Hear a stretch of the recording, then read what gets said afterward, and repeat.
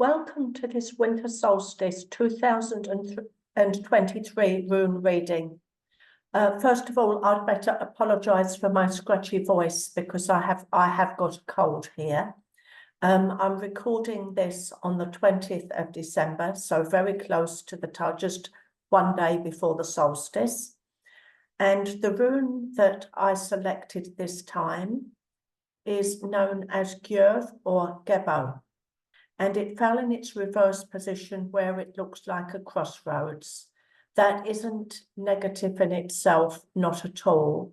It just has a slightly different meaning, particularly for people that feel they're at a crossroads or feel that, you know, things around them are at a crossroads or events in the world are at a crossroads.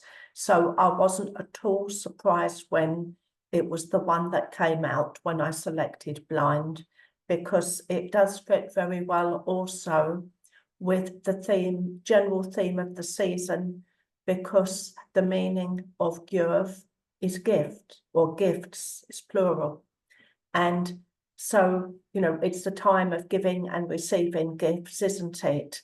As well as the time of it celebrating the winter solstice and the older traditions of the land, certainly in, you know, the Celtic lands and in the northern lands.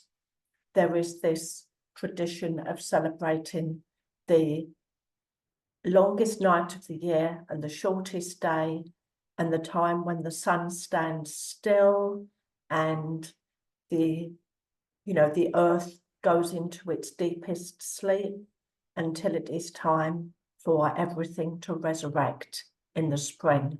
But of course, a lot of work is going on beneath the surface. And with this rune, that is also something that is happening. We may look out there in the world and say, well, not much is happening, not much is changing, but we don't know what is happening beneath the surface.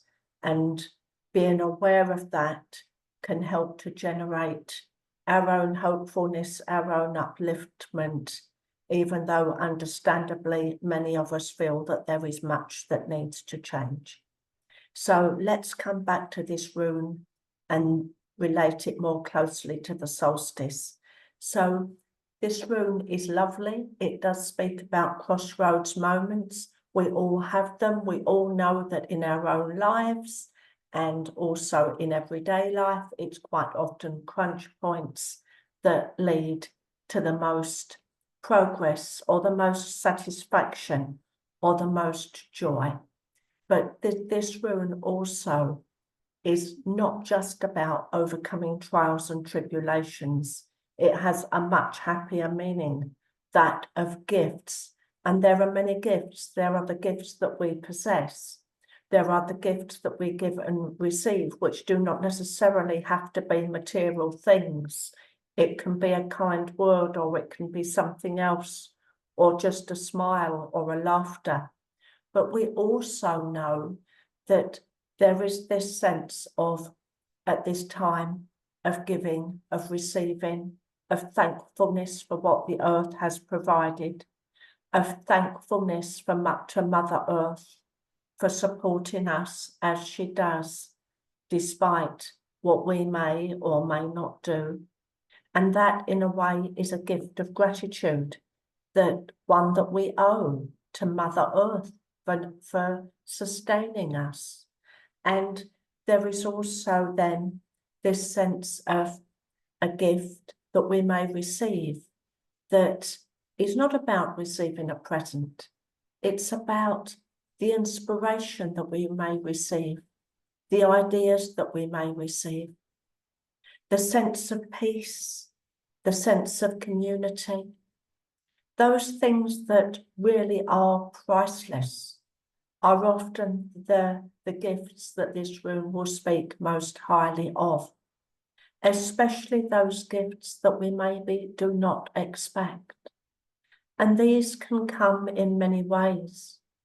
When I look back to the winter solstices that I have enjoyed the most, I often go back to 2010, when I'd made plans to celebrate in Glastonbury. I lived in Bath at the time, but it was completely impossible to travel on the day because of a heavy snowfall that came in the night before. And, you know, it just wasn't something that could be done. And of course, I felt disappointed initially, but as the day went on, I just enjoyed being where I was. And I thought, well, it's kind of appropriate in a way that it's winter weather that has stopped me going where I intended to go on the winter solstice, isn't it? And I just enjoyed being outside and walking in the snow and being with the trees close to where I lived, very close to where I lived, and sort of just surveying the moments as the last of the afternoon light faded into full darkness. And that felt very beautiful and very special. But we've all got ways and times when life gives us something that we didn't expect. And sometimes it's when we turn a disappointment into something else, and we just have the thought or the idea, or going with the moment just brings us where we can be in a place of deep appreciation, deep love for what is around us. And it doesn't have to be anything all that special. But this rune does say some lovely things. Yes, in the crossroads position, it is telling us that there are quite a few people that are going to want change, and change in their lives, change in the lives around them, and so on. And it also reminds us of the power of decision making. And of course, sometimes the decisions are under our control, and other times we're waiting on the decision of somebody else. And again, this rune kind of acts as a companion to feeling comfortable, to feeling uplifted, to celebrating the moment, but also just to being aware of the options that maybe we haven't noticed or haven't acted upon. Maybe it isn't the time.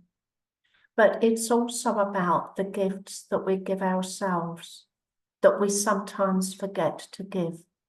The gift of following our own heart when that is readily available for us. And sometimes people feel guilty. But this rune reminds us that feeling guilty about enjoying something isn't really something we should do, because it doesn't serve any purpose.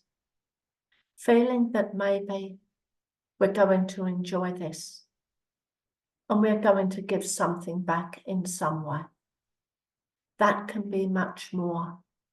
That can be a more positive way of looking at it, can't it? That, yes, we want to give something back. That really can be, a positive cycle.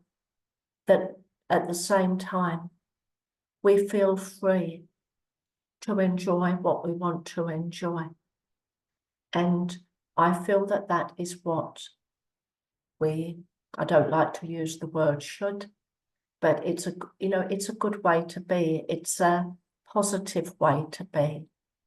And I know at this time that quite a few are concerned about the way things have been going, but also with this rune as a theme, it does remind us that those difficult times do offer perhaps bigger opportunities for positive change to come in.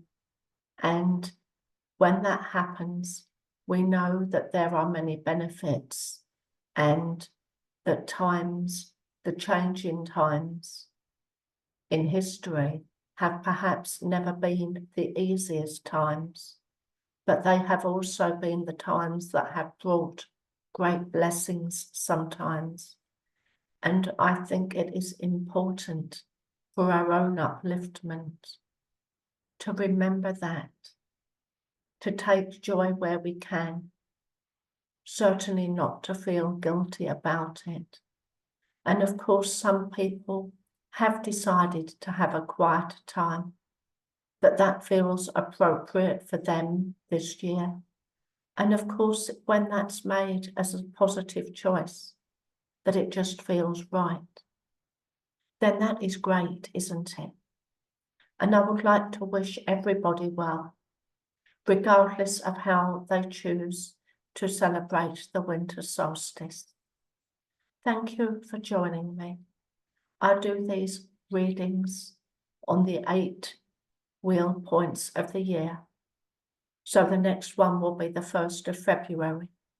I do occasionally do them in between, and I may do a reading for the new year. I haven't decided yet.